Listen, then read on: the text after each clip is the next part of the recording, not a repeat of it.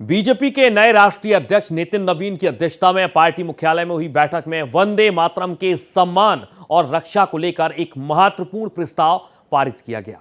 BJP ने कांग्रेस कार्य समिति की तरफ से वंदे मातरम के गायन को केवल पहले 2 पदों तक सीमित करने के फैसले की कड़ी निंदा की।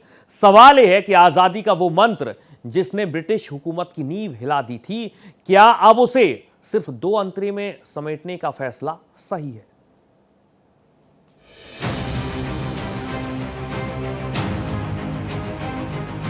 भारतीय जनता पार्टी की नई टीम गठन के बाद पहली राष्ट्रीय टीम की बैठक राष्ट्रीय अध्यक्ष नितिन नवीन की अध्यक्षता में दिल्ली में हुई।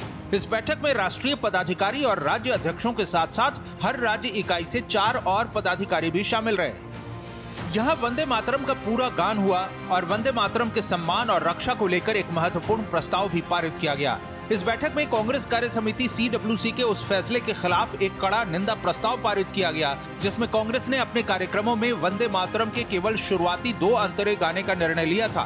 बीजेपी ने दिल्ली में हुई अपनी इस बैठक में कांग्रेस के फैसले के विरोध में 10 सूत्री निंदा प्रस्ताव पारित किया, जिसमें कांग्रेस के उस कदम को तुष्टीकरण की राजनीति और राष्ट्रीय प्रतीकों का अपमान करार दिया है।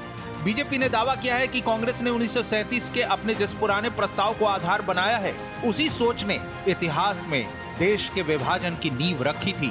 यानी बीजेपी की माने तो 1937 में वंदे मातरम कटा, इसीलिए 1947 में देश बटा।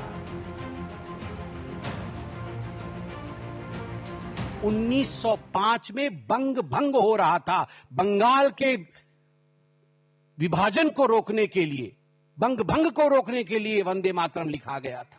जो ब्रिटिश सरकार वंदे मातरम को रोक रही थी, आज वही कांग्रेस सरकार वंदे मातरम को रोक रही है।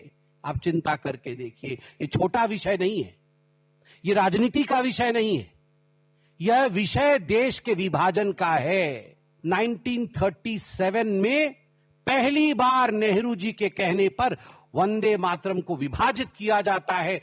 कांग्रेस उसे नहीं गाएगी, मगर यही तुष्टीकरण की बीज, यह विभाजन का बीज बनता है।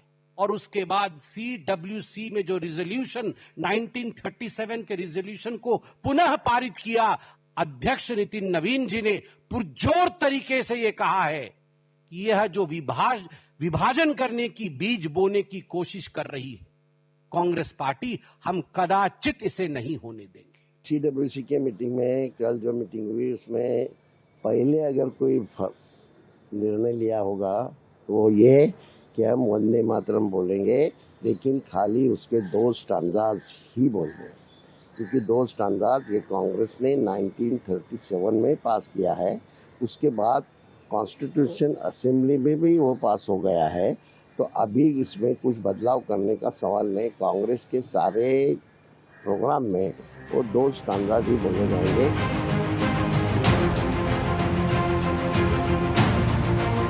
दरअसल कांग्रेस की CWC ने 19 अगस्त को लिए गए अपने फैसले में कहा था कि वो महात्मा गांधी, जवाहरलाल नेहरू और सरदार वल्लभ भाई पटेल के समय 1937 में तय किए गए नियमों का पालन कर रही है, जिसके तहत पार्टी कार्यक्रमों की शुरुआत में वंदे मातरम के 2 अंतरे ही गाए जाते हैं। इधर बीजेपी के केंद्रीय मुख्यालय में नवनियुक्त राष्ट्रीय पदाधिकारियों की इस महत्वपूर्ण परिचय बैठक में बीजेपी ने ऐलान किया है कि वो वंदे मातरम के इतिहास, महत्व और इसकी 6 छंदों वाली पूरी विरासत को जनता तक पहुंचाने के लिए देशव्यापी जागरूकता अभियान शुरू करेगी। आप चिंता करिए किस प्रकार से बाधित करने की कोशिश की गई वंदे मातरम को, वह भी कांग्रेस के मुख्यालय में। आप मुझे यह बताइए, आज देश से मैं पूछता हूं, पार्लियामेंट बड़ा है या CWC बड़ी है?